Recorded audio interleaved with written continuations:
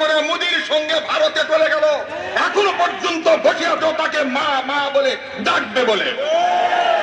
যা অত্যাচার তোমরা করেছো আমাদের উপর, যা নির্যাতন তোমরা আমাদের উপর করেছো, আমরা একটি পয়সাও তোমাদের উপর করি নাই। মনে রাখো, তোমরা যা করেছো এ জাতি ভোলেনি।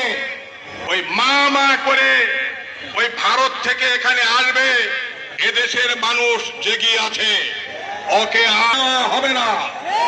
তবে হ্যাঁ, ফিরতে পারবে এই বাংলাদেশ সরকারের আন্ডারে।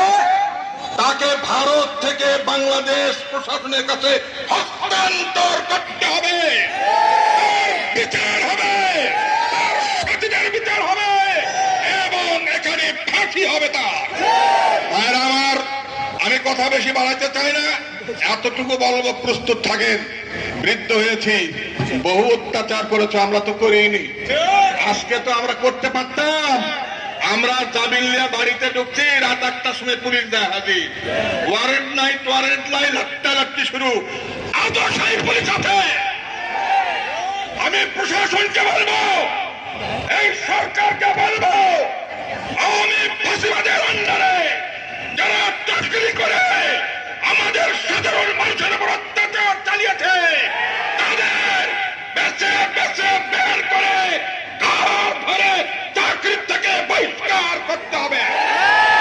ততক্ষণ পর্যন্ত এই ফাঁসিবাদের দালাল, এই পুলিশ, র্যাব এবং আর্মি যতক্ষণ পর্যন্ত এদেরকে বাছাই করে বিতাড়িত করতে দেওয়া যাবে না, পারা যাবে না, ততক্ষণ পর্যন্ত এদেশে শান্তি আসবে না।